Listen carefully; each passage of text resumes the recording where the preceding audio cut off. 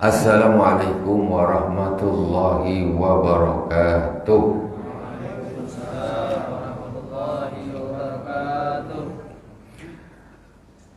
Innal hamdalillah nahmaduhu wa nasta'inuhu wa nastaghfiruh wa na'udzu billahi min shururi anfusina wa min sayyiati a'malina may yahdihillahu fala mudilla lahu wa may yudlil fala hadiya lahu.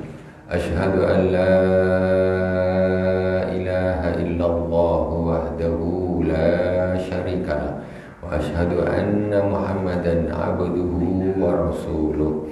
Allahumma salli ala sayyidina Muhammadin tibbil qulubi wa dawaiha wa afiyatil abdani wa shifaiha wa nuril absari wa diyaiha wa ala alihi wa sahbihi wa sallim. Amma ba'd. Jamaah salat fardu maghrib yang dirahmati Allah Subhanahu wa taala, Masjid Al-Hikmah Tanjung Balai Karimun, Kepulauan Riau yang dirahmati Allah. Alhamdulillah, setelah libur lumayan panjang mulai dari Ramadan sampai pertengahan Syawal, kita pada malam hari ini memulai lagi kajian rutin kita, yaitu kitab Risalatul Mu'awanah dari Imam As-Sayyid Abdullah bin Alawi Al-Haddad. Al-Imam Sayyid Abdullah bin Al-Haddad ini dijuluki Al-Ghazali As-Saghir, Imam Ghazali kecil. Imam Ghazali yaitu Muhammad bin Muhammad Al-Ghazali yang mempunyai kitab Al-Ihya, Ihya Ulumuddin, kemudian Al-Arba'in bi Usuluddin. Banyak sekali karangan dari Imam Al-Ghazali rahimahullah ta'ala. Terlepas dari pro dan kontra, orang-orang yang kontra dan orang yang tidak paham, ya. Jadi kalau orang dicari jeleknya tentu ketemu saja karena bukan nabi. Jadi ini Al-Imam Al-Ghazali, Al-Imam Sayyid Abdullah bin Haddad ini disebut dengan Al-Ghazali As-Saghir. Itu beliau ini maksudnya kajian tasawufnya ini ya seperti layaknya Imam Al-Ghazali. Imam Ghazali ini kajian tasawufnya bagus. Tapi ada sebagian orang alergi terhadap kata tasawuf. Kata tasawuf tak ada zaman Nabi. Apa pula? Itu namanya tidak ada, tapi isinya ada. Tasawuf itu isinya apa? Isinya tentang orang macam mana.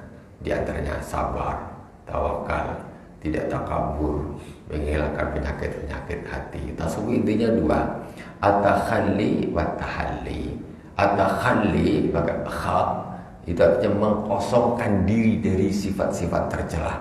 Apa saja sifat tercela? Dengki, hasad, cinta dunia, bakhil, dendam, semua pokoknya sifat-sifat ini. Tasawuf itu yang dibahas macam mana kita bisa punya hati yang bersih dari sifat-sifat tercela. Itu tasawuf. Kemudian yang kedua, at-tahalli, ini dua sisi tasawuf. Jangan ini ada orang cari tasawuf ini cari yang aneh-aneh, yang jelek-jelek, yang enggak mewakili tasawuf, itu dinisbatkan kepada tasawuf. At-tahalli yaitu menghiasi diri dari sifat-sifat terpuji, pemurah, pemaaf, hilim, ya, tidak sombong, murah hati, macam mana, ikhlas. Jadi kalau sifat-sifat yang jelek kita pertama kita bersihkan, riya dan sebagainya itu harus kita buang, ganti dengan ikhlas. Itu intinya tasawuf. Itu sudah ada mulai kapan? Mulai zaman Nabi, mulai pertama Al-Quran diturunkan, itulah yang diajarkan. Karena Rasulullah SAW bersabda, innama bu'ithu liutammima makarimal akhlak. Semuanya aku ini diutus untuk menyempurnakan akhlak yang mulia. Akhlak itu apa? Tasawuf. Akhlak itu apa? Sifat jelek dibuang, sifat bagus dipasang. Itu namanya tasawuf. Jangan kita tak paham nengok orang yang salah-salah itu padahal tidak mewakili tasawuf, dibilang itu tasawuf. Kadang berangkat dari kebodohan orang-orang yang terlalu fanatik, ya, terlalu fanatik. Imam As-Sayyid Abdullah bin Haddad, beliau adalah termasuk ulama ahli tasawuf, ahli hati, ilmu hati. Pembahasan kita sampai kemarin terakhir di Wa alika bil iksar min amalil birri wa khususan fi syahr Ramadan. Terakhir kita pas sebelum akhir Ramadan kita membahas tentang memperbanyak amal di bulan suci Ramadan khususnya. Pada malam hari ini kita akan membahas tentang wa alaika sedikit ya. Kemarin ada pembahasan yang belum sempat selesai tentang Ramadan, tentang puasa sedikit. Nanti kita langsung menyambung kepada pembahasan yang berikutnya. Sebelumnya seperti biasa kita Fatihah dulu kepada baginda Rasulullah SAW, kepada para anbiya, para sahabat, para tabi'in, tabi'in, kepada para aulia, ulama, as-salihin, wal masyayikh, khususan Abu Sayyid Muhammad bin Abi al-Malik al-Hasani, Abu Sayyid Ahmad bin Sayyid Muhammad bin Abi al-Malik al-Hasani, wasani ila al-Imam As-Sayyid Abdullah bin Abi al-Haddad sahibur risalah. أمدنا الله بمددهم وأفاض علينا من بركاتهم وأنوارهم وعلومهم في الدين والدنيا والآخرة بسر الفاتحة. أعوذ بالله من الشيطان الرجيم. بسم الله الرحمن الرحيم. الحمد لله رب العالمين الرحمن الرحيم مالك يوم الدين إياك نعبد وإياك نستعين اهدنا الصراط المستقيم صراط الذين أنعمت عليهم غير المغضوب عليهم ولا الضالين آمين. Bismillahirrahmanirrahim. Al-Imam As-Sayyid Abdullah bin Abi al-Haddad. Kita ulangi sedikit biar nyambung pembahasannya.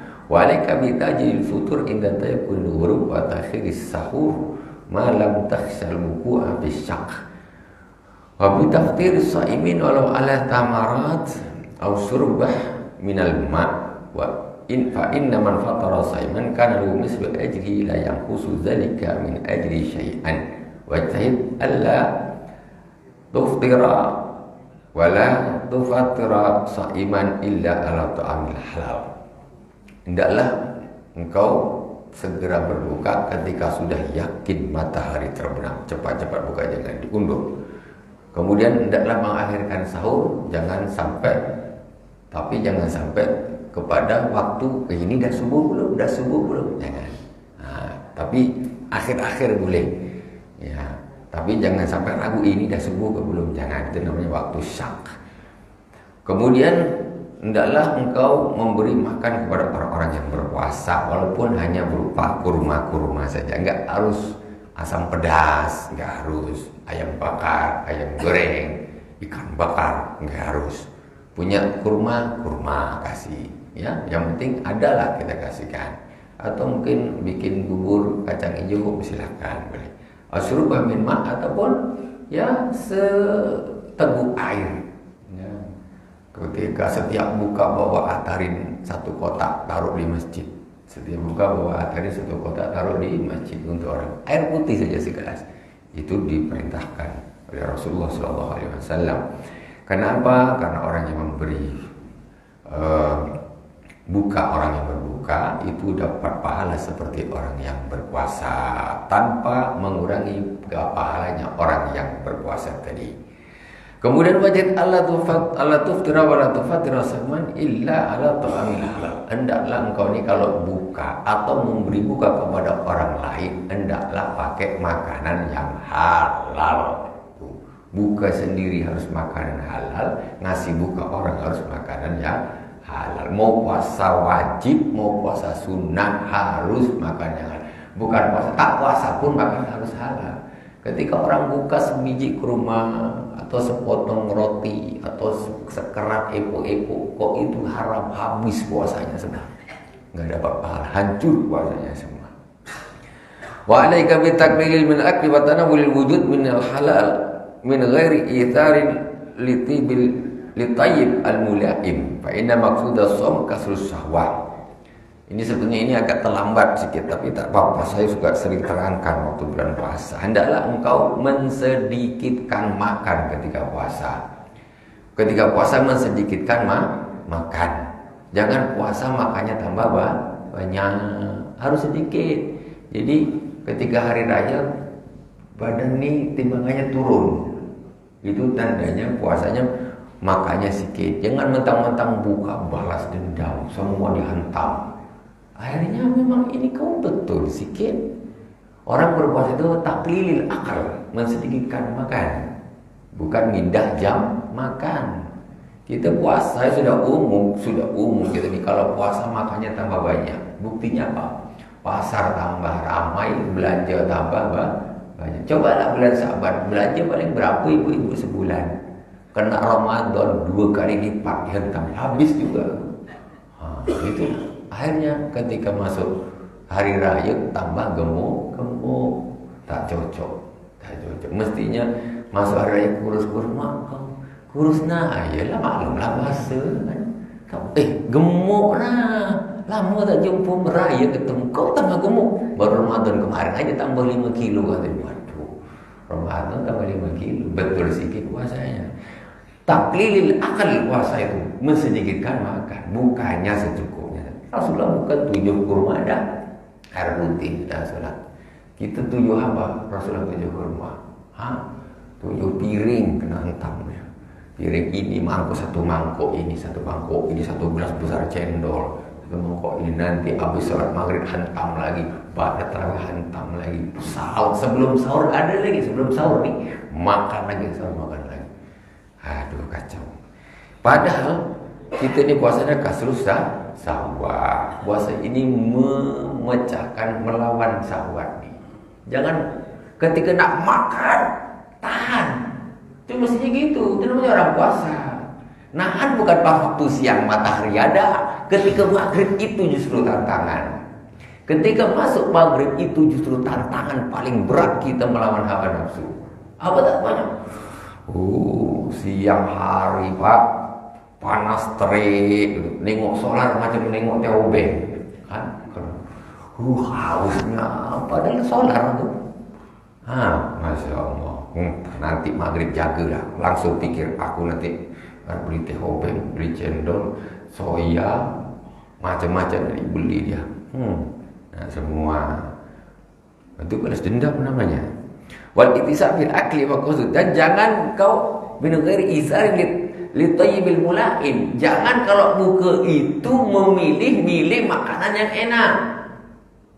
Ini cobalah tengok kalau kita buka puasa. Ini pas dah sawal pula inilah. Kemarin korek sikit aja di ketabrak isak pembahasan kita ni. Jadi kalau puasa tu Pak, buka makan sahur jangan milih makanan yang enak-enak. Itu namanya menuruti hawa nafsu. Tidak cocok dengan maknanya puasa. Cobalah Bu, kita sahur pertama Bu, masak apa Bu? Ya kan? Iya tak? Iya tidak Bu? Kita sahur pertama, buka pertama masak apa kita Bu? Nah sudah, mulai. Baru pertama puasa dah, nafsu dah mulai diumbar. Tiap hari menu nak lain terus. Waduh. Tak pernah makan pizza Hut. Waduh, hebat memang. Tak pernah, tapi bulan puasa itu memang bulan makan. Bagi orang-orang awam, bulan puasa itu bulan makan, bukan bulan puasa. Bulan makan. Kalau bulan puasa menahan, makan jangan banyak-banyak. Kedua, jangan milih yang enak. Biasa aja lah Bu.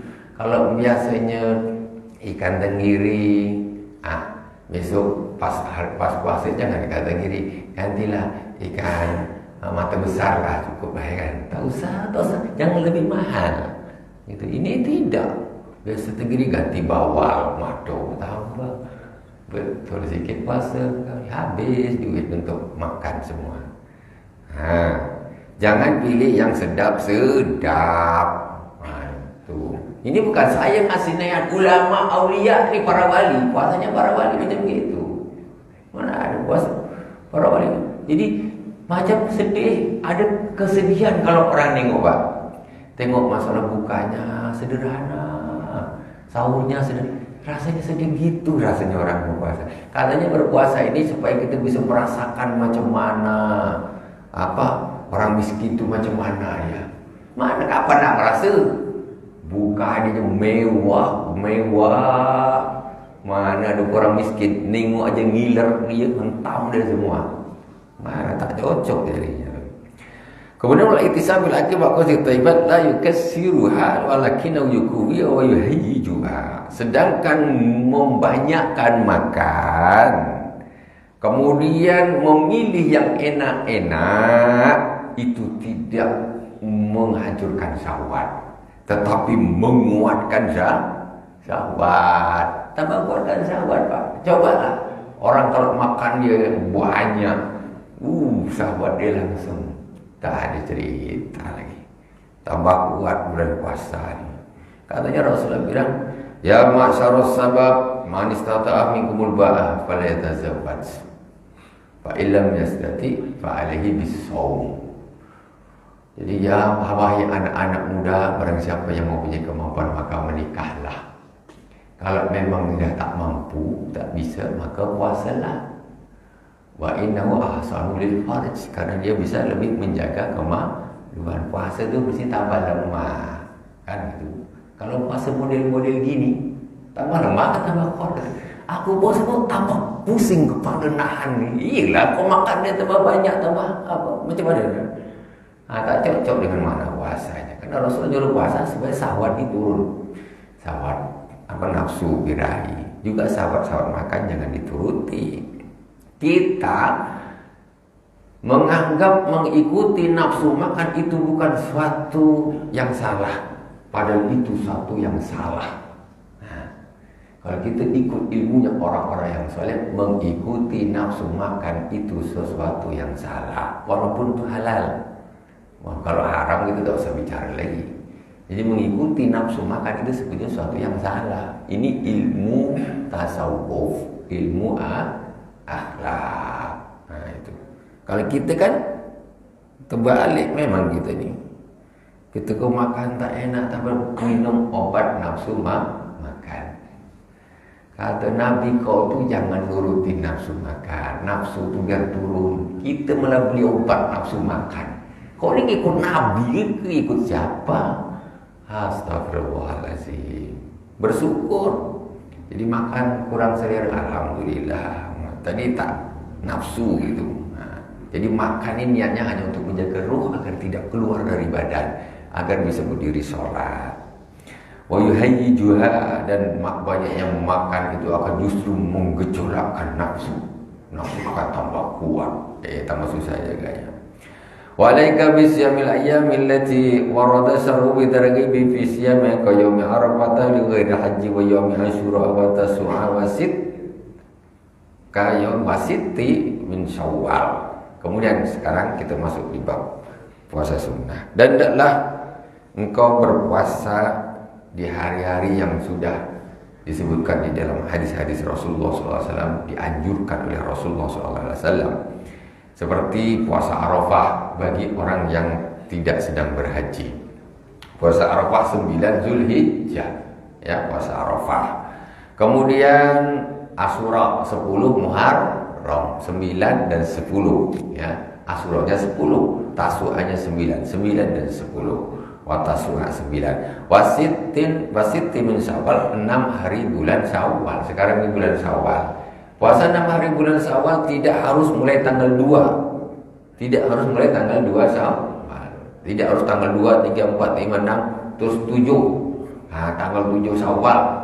Setelah itu berarti sudah kalau enggak itu berarti enggak, tidak. Rasulullah tidak membatasi kapan saja, yang penting 6 hari. Mulai sekarang, mulai besok boleh. Yang penting 6 hari di bulan Syawal. Nak berurutan boleh, loncat-loncat boleh, silakan. Yang penting masih di bulan Syawal. Nak pas Senin puasa, Selasa tidak, Rabu tidak, Kamis puasa lagi. Senin niatnya puasa Syawal dengan puasa Senin. Kemudian Selasa tidak puasa, Rabu tidak puasa, Kamis puasa niat puasa sunnah Kamis dan puasa Syawal. Kemudian Senin lagi, Kamis lagi, Senin lagi, Kamis 6. 3 Senin, 3 Kamis. Jadi puasa Syawal selesai. Boleh gitu. Tidak harus berurutan, tidak harus, ya. Adapun tradisi saja. Tradisi saja orang puasa Syawal mulai tanggal 2 sampai tanggal 7. Habis itu kita ada bilang hari raya ketupat lah. Itu hanya tradisi saja. Hanya tradisi. Cuma ada orang yang over mengkanter. bid'ah, kata ini ustaz ini tak betul juga. Ya memang tak betul. Orang puasa kok kata dia bid'ah. Tidak ada larangan Rasulullah SAW melarang kamu jangan puasa Syawal mulai tanggal 2 sampai tanggal 7 langsung. Tak ada Rasulullah melarang. Biarlah dia kalau mau puasa. Ya. Kemudian setelah itu dia nak sedekah makan, nak maaf-maafan, silakan saja. Tidak ada larangan. Bukan dia membuat hari raya baru. Bukan hari raya baru, tidak. Itu kebablasan di dalam membid'ah-bid'ahkan itu. Nah, jadi silakan saja, nak kapan saja puasa silakan. Pokoknya masih di bulan Syawal. Sampai ada pendapat yang paling ringan sekali. Pokoknya dimulai di bulan Syawal. Di bulan Syawal dimulai. Habis itu ini dah habis aku belum puasa tanggal 29 Syawal, 29, 30 dapat 2 hari, 4 harinya di bulan Zulqa'dah. Boleh. Itu masih ada yang membolehkan. Min Syawal artinya dari bulan Syawal. Ulama mengatakan demikian. Itu yang paling ringan pendapatnya. Paling ringan. Dari berarti dimulai dari Syawal kebablasan sampai Zulqa'dah 6 hari. Itu masih ada yang membolehkan. Tapi kira kita tengah-tengah lah, pokoknya 6 hari tapi di bulan Syawal. Wa tadi fiha min sani yaumil id fa inna dzalika ablaghu fi riyadatin nafas. Memang lebih utama puasa Syawal itu dimulai dari tanggal 2, itu memang paling utama. Paling utama. Kenapa? Karena di situ melawan hawa nafsunya lebih kuat. Kenapa lebih kuat? Aduh, baru sehari tak puasa, besok nak kena puasa lagi. Berat tak? Berat toh. Iya, puasa 30 hari. Dah selesai raya tanggal 1 Syawal. Dah 1 Syawal, besok aduh, puasa lagi. Berat kan? Di sini letak lebih utamanya kenapa tanggal 2. Kenapa tanggal 2 di sini letak lebih utama, lebih berat. Kemudian cuman kita masalahnya di tempat kita ini ada tradisi kunjung-mengunjung silaturahim. Itu tradisi ya, itu tradisi. Tamu warga dari jauh datang, ini tamu datang. Jadi ini ada bab baru yang membuat kita ini kadang-kadang ada namanya bab ikramud dhaif, memuliakan tamu. Makanya bila berakhir fal yukrim dhaifah. Barang siapa yang beriman kepada Allah dan hari akhir dalam memuliakan tamunya. Tamu jauh-jauh datang, ayo makan, minum, kata dia. Dia tengok, bapak tak makan. Aku lagi puasa 6, kata dia. Lagi puasa 6, kata dia. Kawan ni nak, aduh aku tak puasa, malu pula nak makan, kata dia. Ini jadi masalahnya di sini. Nah, jadi ikramul dhaif. Jadi sampai pahala memuliakan tamu itu lebih, ulama mengatakan pahala memuliakan tamu itu lebih besar daripada pahalanya puasa sunnah. Puasa tamu dan datang dia lapar nih, ibu nak makan, kawan di situ, aku lagi puasa Syawal, aduh aku tak puasa, tak enak pula, malu. Jadi macam mana ini kan? Tapi dia makanlah, udahlah makan aja, besok puasa lagi. Makanya bolehlah ketika tamu. Itulah masalahnya kita lebih beratnya di tempat kita ini ketika ada tradisi kunjung-kunjung seperti itu sehingga banyak tamu datang. Jadi macam mana? Ya udahlah, ketika dah sepi baru puasa, boleh, tak ada masalah. Dan di sini kenapa yang paling utama itu tanggal 2 ya karena posisi setelah lama berpuasa 1 hari baru berbuka, kemudian besok nak kena puasa lagi. Itu yang menyebabkan dia lebih utama. Inna dzalika ablaghu fi riyadatin nafs, kata Sayyid Abdullah bin Haddad, karena yang seperti itu lebih sangat untuk mendidik nafsu. Mendidik. Makanya puasa yang sunnah yang paling utama itu Shaum Daud, puasanya Daud, Nabi Daud alaihissalam. Puasa sunnah yang paling utama itu Shaum Daud, bukan Shaum Dahr. Shaum Daud itu puasanya Nabi Daud, 1 hari puasa, 1 hari tidak, 1 hari puasa. Itu lebih utama daripada Shaum Dahr, lebih utama daripada puasa 1 tahun full. Puasa 1 tahun full dengan puasa 1 hari puasa, besok tidak, besok puasa, besok tidak. Ini lebih utama sehari puasa, sehari tidak. Sehari puasa, sehari tidak. Padahal kalau kita total, mana banyak jumlahnya? Tentu puasa setahun full. Tentu lebih banyak. Kita ada tak puasa. Kecuali tentu hari Idul Fitri, Idul Adha, hari Tasyrik. Itu Pak, lebih utama puasa ganggang. Sehari puasa, sehari tidak. Kenapa? Karena di situ ada perlawanan hawa nafsu yang luar biasa. Hari ini puasa, besok tidak, pas tidak, aduh besok puasa lagi. Alah besok sudah tidak, dah enak. Alah besok puasa lagi. Pas mula, pas time puasa, time rewang, kan? Aduh besok ada rewang, pas time puasa pula. Ini hawa nafsu ini. Pas time puasa, besok nak pergi pula. Mana? Batam ke Jakarta. Di situ letak beratnya. Kenapa? Puasa Daud yang separuh tahun, kalau di total itu lebih utama daripada 1 tahun penuh. Kalau secara matematika tentu tiap hari puasa lebih banyak pahalanya. Tidak ternyata, ya. Tidak. Rasul mengatakan afdhalus siyam siyamu Daud. Puasa sunnah yang paling utama puasanya Nabi Daud, sehari puasa sehari tidak. Itu Nabi Daud alaihissalam. Tentu lebih utama daripada macam Senin, Kamis dan lain sebagainya.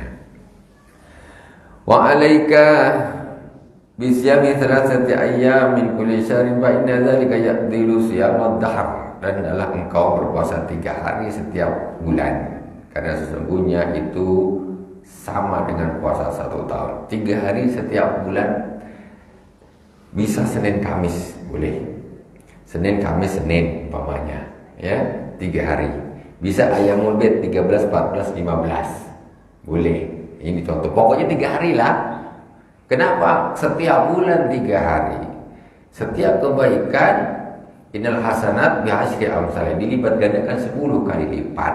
Berarti 3 hari sama dengan 30 hari. Ketika setiap bulan 3 hari semacam 30, bulan depan 3 hari macam 30, bulan depan 3 hari macam 30 hari sama dengan 30, 12 bulan sama dengan 30 hari kali 12 sama dengan puasa 1 tahun. Nah, gitu. Puasa 1 tahun. Wa in taharraita lahu al-ayyam al-bid fa huwa ahsan. Kalau kau memilih Ayyamul Bid itu hari-hari putih, hari-hari terang, hari-hari terang bulan. Hari terang bulan kapan? Tanggal 13, 14, 15. Ini Ayyamul Bid, hari terang bulan. Itu yang bagus. Setiap hari terang puasa 3 hari. Setiap hari terang puasa 3 hari. Setiap 3 hari saja. Setelah 1 tahun itu sama 12 bulan sama dengan 1 tahun. Itu namanya Ayyamul Bid. Kemudian li'annahu alaihi salatu wasallam kana la yadru siyamaha hadran wa safara. Karena apa? Karena Rasulullah sallallahu alaihi wasallam tidak pernah meninggalkan puasa Ayyamul Bid, baik di rumah ataupun di perjalanan. Rasulullah tidak pernah meninggalkan puasa Ayyamul Bid 13, 14, 15, baik di rumah ataupun sedang musafir. Makanya itu yang paling utama untuk kalau nak ambil puasa 3 hari 1 bulan.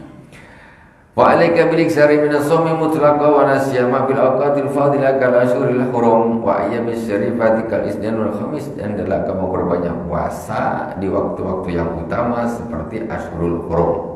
Ashurul Hurum itu apa? Ashurul Hurum itu salasun sardun wa wahidun fardun. 3 berturut-turut, yang 1 sendirian. Yang sendiri apa? Bulan Rajab, ya, bulan Rajab. Yang 3 berurutan Zulqa'dah, Zulhijjah, Muharram. Nah, ini Ashurul Hurum itu ada 4. Pertama bulan Rajab. Makanya puasa Rajab itu hukumnya sunnah. Kalau ada orang yang bilang puasa Rajab itu hukumnya tidak sunnah karena dasarnya adalah hadis dhaif, hadis palsu, orang tak paham. Itu orang tak paham. Karena sesungguhnya sunnahnya puasa Rajab itu bukan karena itu, bukan karena hadis palsu, tapi karena bulan Rajab termasuk Ashhurul Hurum, bulan-bulan yang dimuliakan Allah Subhanahu wa Ta'ala. Ada 4 dalam 1 tahun. Rajab sendirian, kemudian yang 3 berurutan Zulqa'dah, Zulhijjah, Muharram. Ini 4 bulan.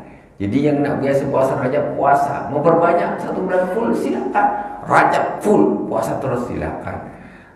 Zulqa'dah silakan full. Kemudian Zulhijjah full silakan. Yang tentu buang hari raya haji sama hari tasyrik. Itu dipersilakan, ya. Muharram. Itu hukumnya sunnah 4 bulan namanya Ashhurul Hurum. Kemudian wal ayyam asyarifah kal Itsnin wal Khamis, ataupun di hari-hari yang mulia, di dalam 1 pekan, hari Senin dan hari Kamis. Hari Senin hari di mana Rasulullah Shallallahu Alaihi Wasallam dilahirkan. Walam anna siyama qutbur riyadah wa asasul mujahadah wa qad warada anna shawma nisfus sabr wa qala Rasulullah sallallahu alaihi wasallam kullu amal ibni adam yudha'afu lahu al-hasanah bi asyri amsalha illa 700 dhifin. Qala Allah ta'ala illa shawma fa innahu li wa ana ajzi bihi yada'u syahwatahu wa ta'amu wa syarabu min ajli. Ketahuilah bahwa sesungguhnya puasa itu adalah qutbur riyadah, puncaknya riyadah. Puncak riyadahnya Pak, mengolah diri, mengolah hati, mengolah diri. Riyadah. Wa asasul mujahadah, pondasinya mujahadah.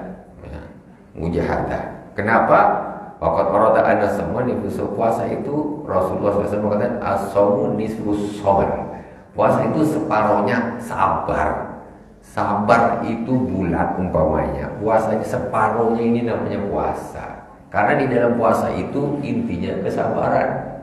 Sabar tak makan, sahar nahan nafsu mulut, nafsu telinga, nafsu mata, nafsu kemaluan. Sabar. Maka dikatakan as-saumu nisfus sabr. Wakala Rasulullah SAW bersabda, setiap amal anak Adam dilibatkannya akan sampai 10 kali lipat, sampai 700 kali lipat, kecuali puasa. Puasa ini kata Allah illa siyam, kecuali puasa, fa innahu li wa ana ajzi. Puasa itu adalah milikku kata Allah, dan aku yang akan membalasnya. Enggak pakai hitungan lipatan ganda lagi. Kalau sedekah apa mungkin 700 kali lipat. Tapi kalau puasa terserah Allah. 700, 800, 1000 kali lipat itu terserah Allah. Karena puasa itu milik Allah Subhanahu wa Ta'ala. Orang yang berpuasa meninggalkan syahwatnya, makannya, minumnya karena aku, karena kata Allah Subhanahu wa Ta'ala. Puasa tentu karena Allah, tak makan, tak minum karena Allah, makanya Allah yang malas. Lisaimi farhatani, farhatun inda fitrihi wa farhatun inda liqa'i rabbih. Bagi orang yang berpuasa ada 2 kebahagiaan. Pertama, bahagia ketika berbuka. Kedua, bahagia ketika bertemu dengan Tuhannya, yaitu Allah Subhanahu wa Ta'ala. Ketika berbuka ini bahagia, mulai pagi, mulai siang hausnya, lemah. Ketika buka nih, minum aja susu soja nih, air tebu itu bahagia betul rasanya. Ketika berbuka, kemudian nanti lebih dari itu ketika bertemu dengan Allah Subhanahu wa Ta'ala di akhirat. Wa lukhubu famis saimi atyabu indallahi min rihil miski. Dan sesungguhnya bau mulutnya orang yang berpuasa itu lebih wangi bagi Allah Subhanahu wa Ta'ala daripada minyak kasturi. Cuma ini menjadi perbedaan pendapat antara Imam Syafi'i dan Imam Malik. Dengan hadis ini Imam Syafi'i mengatakan bersiwak setelah zawal, setelah zuhur hukumnya makruh. Berdasarkan hadis ini, kata Imam Malik mengatakan tidak makruh. Kenapa? Ini bukan maksudnya jangan kau hilangkan bau mulutmu, bukan. Cuma ini menunjukkan betapa tingginya fadilahnya berpuasa, sampai mulut yang busuknya, baunya tak enak, itu pun di sisi Allah lebih wangi daripada minyak misik. Bukan berarti biarkan saja mulutmu busuk, tidak. Jadi kalau memang mulutnya baunya tak sedap, ya gosok gigi saja, tidak ada masalah. Menurut Imam Malik rahimahullah ta'ala. Karena orang Islam ini kita tetap terkena hukum an-nadhafatu minal iman. Kebersihan itu bagian dari iman. Tentu kalau bersih lebih bagus.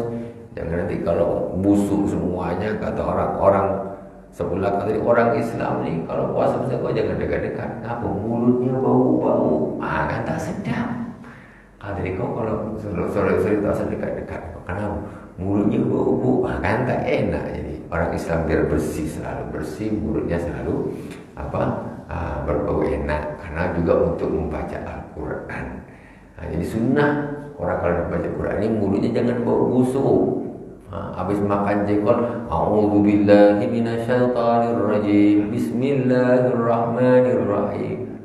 Sambal petai satu piring kecil habis itu ngaji katanya tadarus.